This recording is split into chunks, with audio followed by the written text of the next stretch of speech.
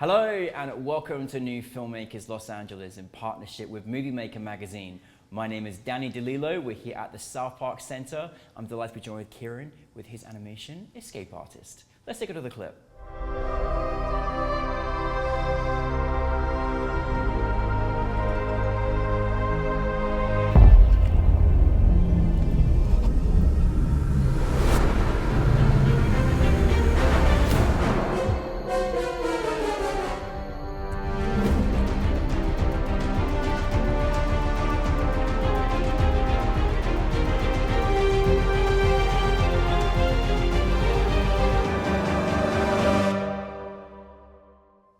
Kieran, firstly, welcome to the New Filmmakers LA family, and thank you very much for bringing your film to us as well. Yeah, I'm happy to be here. Goodness me, we have so many fantastic, amazing, skillful animators over the years, but I can't ever stop loving the world that you create, and then you take us into this space that is just made with your great expertise. I love Escape Artist. I wasn't done. I needed more, but for those that haven't seen it, tell us a brief story about the film. Escape Artist is about a creative planet, represented by lots of colorful imagery, being invaded by a power-hungry, evil robot alien race called the Cubus, who are obsessed with cubes. I mean, it's just great. I just love this world that you created, and that they were evil, and they are very much obsessed with cubes. That was definitely what I discovered. So colorful, so vibrant, such an amazing world. Where obviously this was part of your thesis at USC. Where did this idea come about? How did this come together for you, this story? So the story kind of came together quite naturally on its own, alongside a few core concepts that I wanted to explore. So I actually really wanted to talk about AI and the kind of influence that robotics and AI and everything was having in the art space and in the creative realm. Alongside, I wanted to make a film that had no dialogue, which was really important to me because I have a lot of international family across the world that doesn't even speak any English, and I wanted it to be accessible to everyone. So, using those kind of two main constraints, I got into storyboarding. I didn't even write a script for this film. Really? And the whole thing was just born through visual imagery. So I wanted to tell a story just by what you can see. So, the colors, the framing, the movement, that was really where it all was born.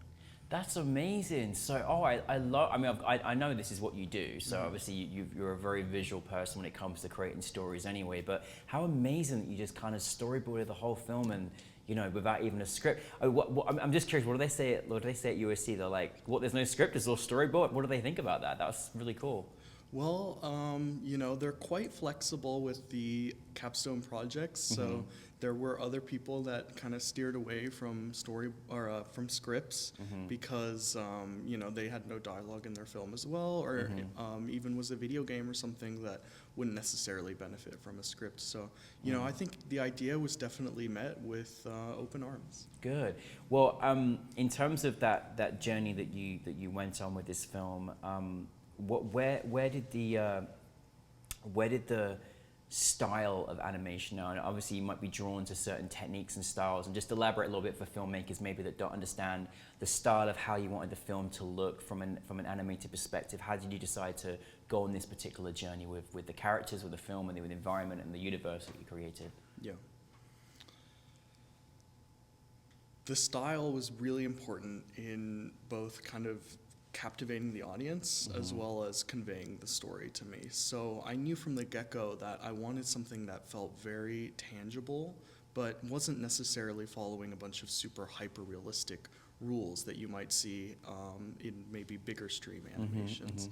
Because I wanted to really emphasize the color and, unnaturally so, like very vibrant and then very washed out. And so, a lot of the style came from just the story itself, as well as just what I was comfortable with as an artist.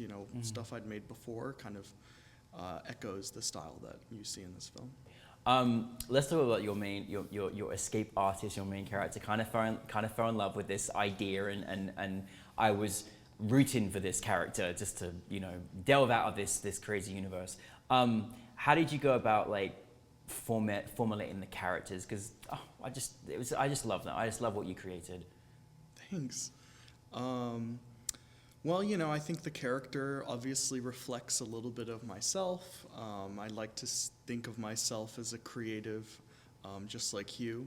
And I had some amazing help from some friends of mine, notably my character designer, Eggsy, as well as the rigger and character artist, Simon, who were pivotal in kind of shaping Hugh, both from a technical and an artistic standpoint.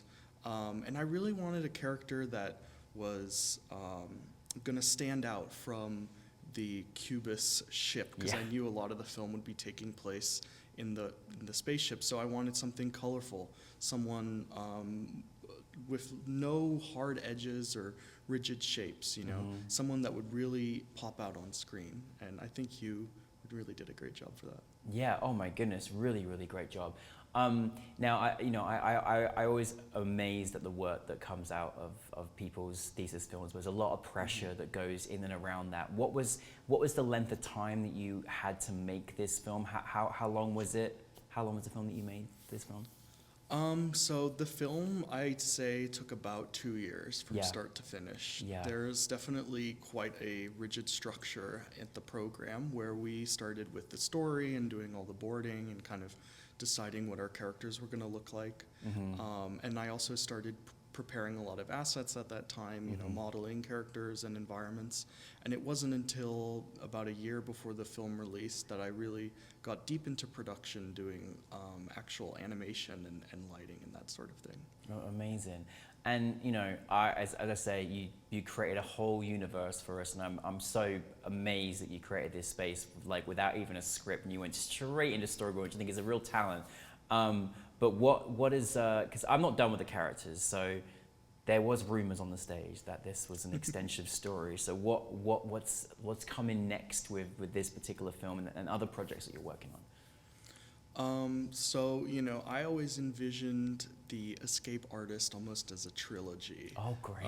Some people, they say that it feels more like a trailer, and a larger, longer format could be made, which would be something I'd be very open to, of course. But at the moment, I am working on the sequel. You know, we're deep in the boards. I'm working on it with some friends as well, just kind of finalizing the story. So hopefully I'd like to start production sometime early next year on that. So yes, so obviously that's going to be coming next. So any advice that you have in your career and experience thus far that's out there?